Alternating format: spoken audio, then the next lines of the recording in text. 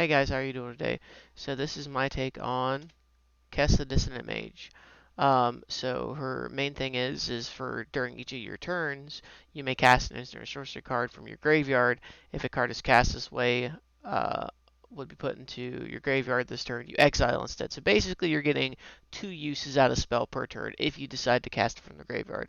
So now let's move on to card draw, ramp, counters, utilities, and win cons. That's how I'm going to break this deck down. Um, so let's start with card draw. Let's go with Brainstorm. It's good because you draw three cards, and you put two cards from your hand on top of your library in any order. So you're kind of fixing where you're going with that. Now we got Demonic Tutor. You can put other options in if you just want to make this budget friendly, but we'll start out with this just for the sake of having it because it's always good. That's like essentially, oh, I used a tutor. Oh, I have 4 mana. I tutor again. Now you got Diabolic Tutor, same principle. Fact or Fiction, you reveal the top 5 cards of your library. An opponent separates the cards in two piles. You put one in your hand and one in your graveyard. That doesn't really necessarily hurt us because now you're getting cards in your hand as well as you're putting cards in the graveyard that you can potentially cast. Then you got Frantic Search because you draw 2 cards and you discard 2 cards and untap up 3 lands. So you're essentially using this for free. The only downside of this being that you discard 2 cards, but again, with Kess, that isn't a bad idea. So now you've got Increasing Ambitions. Um, it's a tutor. It is a high cost, but the goal of this is you're wanting to cast it from your graveyard because then you get to tutor 2 cards out. Now we got Mystical Tutor. Same thing, it's a tutor. Knight's Whisperer, draw 2 cards, and you lose 2 life on that. Now we got Ponder, just a very good staple when you're building a blue deck with card draw, because you're looking at the top 3 cards, you're fixing it how you want, you draw a card. Ristic Study for the fact that it's consistent card draw as long as no one's paying for it, which at some point, if you get this played off earlier, people may not be paying for it because they want to get their ramp fixed, or they may, have a better thing in mind so it could help you out. Scour all possibilities. It allows you to look at the top 2 cards, decide if you want them or don't want them, put them at the bottom of your deck, and then do it again. It's also got flashback 4, so you could use it again if you wanted. But main thing is, like I said, Kess's ability is the biggest play here. Um, Vampiric Tutor. You can search your library for card, then shuffle your library and put it on top. You'd want to use this at the end of your turn, or at the end of your opponent's turn, right before it starts your turn. Now let's move on to ramp. So let's look at the ramp. You've got Arcane Signet, just a good thing. And another thing with Grixis is just so hard to ramp. That's like the worst thing about not having access to green, to be honest. Um, Chromatic Lantern, it fixes your land as well as ramps. It allows you to do what you need to do as far as if you don't have a necessary caller at hand. Chrome Mox, just a very good way to get a Cheerio out and get a quick ramp out. Dark Ritual, this can allow for some explosive turns occasionally, especially if you double cast it with Kess's ability. Dimir Locket, just another good source of ramp, and the fact that you can sack it and draw 2 cards. Dockside Extortionist, very, very, very good card. If your opponents have a lot of artifacts, that just nets you a lot of mana. Mana Crypt, not a budget-friendly version, but like I said, I got this in a draft, so just put it in there. It's a very good source. The only downside is it pings you for 3 damage. It's actually lost me games before just because went into the late game and well, it just happens. Soul Ring, I think that every deck should have Soul Ring in it. It's just a good source of ramp. Talisman of Creativity. Talismans are always good for land fixing, and then you got Talisman of Indulgence. So now I go with Nopes and Protection. So with Nopes and Protection, you've got Aether Spouts, just a good way. People are going to swing into you. It'll happen. It's inevitable. All right, you're putting all those creatures onto the top of your library. Chaos Orb, just a good source. It the owner of target permanent shuffles it into their library, then reveals the top card of the library. If it's a permanent card, they put it into the battlefield. So it could work both ways, but it's just a good thing to if someone's trying to pop off or you know you need to protect yourself. Either or. I mean, counterspell is just a classic. Cyclonic Rift, maybe not necessarily a budget-friendly version, but it's just a good card to have because, again, if someone swings into you, you overload the card and then bounce everything back to their hand, or you can play offensive with it. It's either or.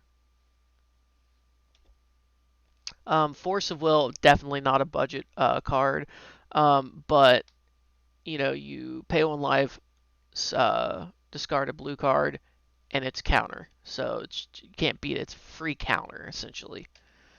Mana Drain, again, not a budget friendly version. Um, you counter a spell, and then at the beginning of your next main phase, you add an amount of colorless mana to your mana pool equal to that spell's converted mana cost. So this should just net you a ton of mana as well as being a really good 2-cost counter. Maze of Ith is just a good card.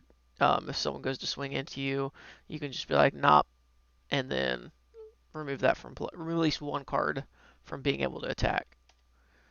Perplex, 3-cost counter, and the only way that the person can't do that is if they discard their entire hand. The other good source about this is it's a tutor, so you get dual use out of it. Propaganda, you're going to need that in here because if people go to swing into you, it's just good to kind of make them think, oh, well, you're not going to have mana next turn if you try and swing big into me. It just kind of helps cushion it. Rakdos Charm, it's just a good way to kind of do some graveyard hate because some decks run with graveyards. It also destroys an artifact as well as each creature deals 1 damage to its controller. So that could go potentially big if someone gets really really really big. Boom, they just do a crap ton of damage to themselves. Or say someone's about to do something stupid with an artifact, destroy the artifact. Or if they have a graveyard deck, you just wiped out their plan.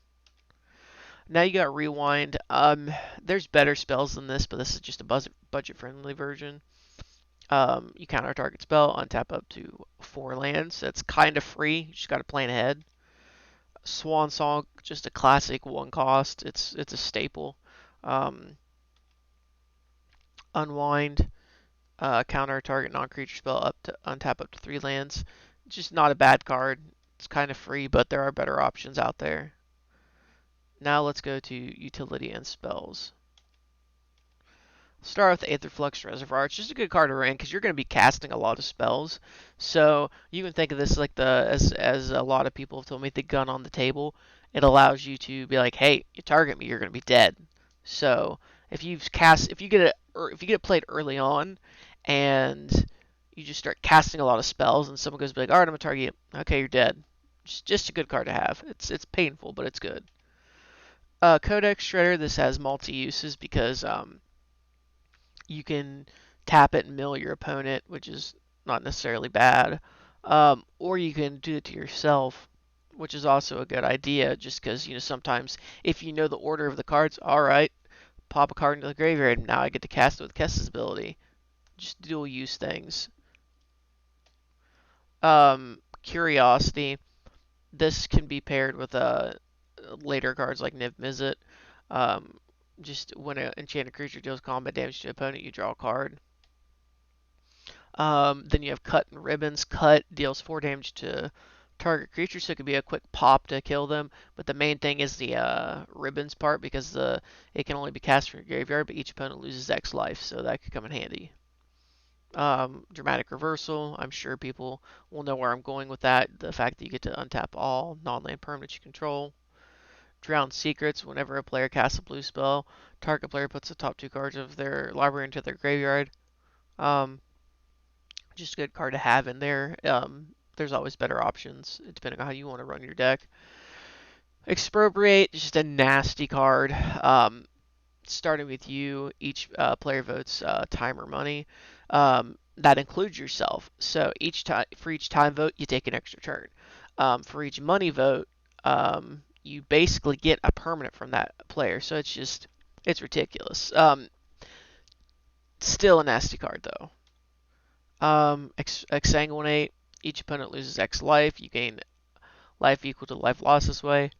This can just allow you to set off stuff, mainly being the fact that you pay into it. Isochron Scepter, now you can see the two pairs going there with Isochron Scepter Dramatic. Jace's Sanctum basically makes your stuff cheaper. Mission Briefing, um, it's a really good card because you surveil too. Um, then choose an instant or sorcery card in your graveyard. You may cast that card this turn. If that card would be put in a graveyard this turn, exile instead. So just it's another way to basically use the same ability that Kess does. Plea for Power. Um, it's good because if everyone votes for time, uh, then you take an extra turn. If you get more knowledge votes, you draw 3 cards, so not necessarily a bad thing. Primal Amulet, this is just good because it starts out instant or sorcery spells you cast cost 1 less to cast, and then whenever you cast an instant or sorcery spell, you put a charge counter on it. Then, if there are 4 or more, you may remove those counters and transform it into Primal Wellspring. So, every time you tap it, whatever card that you use to pay mana for it, you copy it. So, like, say you played like a card draw card, boom, you just got more cards out of it. It's just a good card to have. Ral Storm Conduit. Whenever you cast an instant or sorcery spell, Ral Storm Conduit deals 1 damage to target creature or player. So just a really good thing to do. As another thing is you scry once, just kind of lets you do that, and then when you -2 him, when you cast your next instant or sorcery spell this turn, copy that spell. You can choose new targets for that copy. And the main thing on that is just you're getting extra uses out of his ability. Reverberate allows you to copy a spell. Temporal Mastery, you take an extra turn. The miracle cost is the big thing in here because you get to cast something for its miracle cost. Torment of Hailfire, just a good way because it's going to take 1, do a lot of damage if you pay into it, or it's going to wipe the board. Twin Cast allows you to duplicate a spell. Walk the Aeons, extra turn. Now we're going to go with creatures. So we got Archaeomancer because it allows us to return an instant or sorcery card from our graveyard to our hand, essentially giving us extra uses of something, or if someone mills it. Deadeye Navigator allows us to basically blink a creature, which there's 2 uses out of this that you can do. Goblin Electromancer, just another way to make your instant or sorcery spells cost less. God Eternal Kefnet, basically the first card you draw this turn, if it's an instant or sorcery that you reveal, you basically get to copy that spell, or yeah, that copy costs 2 less. Basically get to copy it, and the copy costs 2 less to cast. Not necessarily the best option, but just budget friendly at the time. Gutter Snipe, just a staple in this because you're going to be casting a lot of spells, so you're going to be able to ping people a lot. Niv-Mizzet Perun, and the fact that he can't be countered. He's a big beater. He's got flying. Whenever you draw a card, he deals 1 damage to any target. Whenever you cast an instant sorcery spell, you draw a card. Always better options, but just a good budget-friendly version to start out with. The Firemind. Again, he's a higher cost card, but the fact that whenever you draw a card, he deals 1 damage to any target, and then you tap him, draw a card. So it's Niv-Mizzet and Curiosity just go into a combination with like an infinite combo there, but always better, cheaper options for, well, in terms of mana cost and maybe not in price. Peregrine Drake, that's something that we would flicker with Deadeye, but yeah, like I said, whenever it enters the battlefield, you untap up to 5 lands. Towering Sky Summoner, whenever you cast an instant or sorcery spell, create a 2/2 blue Drake creature token of flying. Now let's go into lands. So we're going to start out with Ancient Tomb. It adds 2 colors mana to your mana pool, and then it deals 2 damage to you. It's just a good way to fix your lands. Not necessarily budget though. Blood Crypt enters the battlefield. You pay 2 life. Just shock land. You don't have to pay 2 life. You can let it come in tapped, but most of the time your life is the resource, so it's just not a big deal. City of Brass. It can tap for any color, but it deals damage to you. Command Tower, good card to have. Dragon Skull Summit, it is good because if you have a mountain, then it just comes in untapped. Drowned Catacomb, same principle. Evolving Wilds, Exotic Orchard, Fiery Islet, um, 4 islands, Luxury Suite, Morphic Pools, 4 mountains, Myriad Landscape, Polluted Delta, Reflecting Pool, Scalding Tarn, Shivan Reef, Steam Vents, Sulphur Falls, Sulphur Springs, Sunken Hollow, Forest Swamp, Tarnished Citadel, Underground River, Wasteland, Watery Grave, and then How to Win. So our main combo here, we got Ice Concept or Dramatic, giving us infinite mana. Then we've got Deadeye Navigator or Peregrine Drake, which can do that. The alternate to do that is if your opponent has several artifacts, you can do Deadeye Navigator and Dockside Extortionist. Both can give you infinite mana. So now let's look at Mana Drain, another way to get big mana. Not necessarily how to win, but it can help us win at some point, depending on what our plays are. Here are 3 of our big win cons in this deck. We've got Torment of Hailfire. You can put infinite mana into that, and you just win. Infinite mana into Exsanguinate or infinite mana into Cut into Ribbons. The biggest thing, you don't have to put infinite mana into these 3 to win, but you can. That's just an example. The other thing we can do is we can use these 3 cards right here. We can copy it, and then boom, whatever you paid into it gets copied. That goes with any of these. So it's just a good way to just quick pop off and possibly win really quick. And then you can use Kess's ability as well to add on to this if you have the mana to do it again. So these are cards that I plan on putting in just to swap it out and change how the deck runs. You don't have to do this. Some of them are cheaper. Some of them aren't cheap. But here's the options that I kind of look into putting in at some point. Arcane Denial just lowers the mana cost, gives me a cheaper counter. And yeah, your opponent gets to draw a card, but you get to draw a card as well. As foretold, this is a hit or miss. You can put it in. I ended up making the deck edits already, but I haven't put this one in yet. Deflecting Swat, I mean, it's just, if your opponent goes to win the game with a spell, bam, you've now countered his thing, and now you can use it and choose a new target. Or say that if your opponent goes to Aetherflux Reservoir you, alright, bam, you do it back to them. They're dead. Just a little nifty thing to do. Doomsday, nasty card. You basically take your graveyard and your library and you pick 5 cards from it.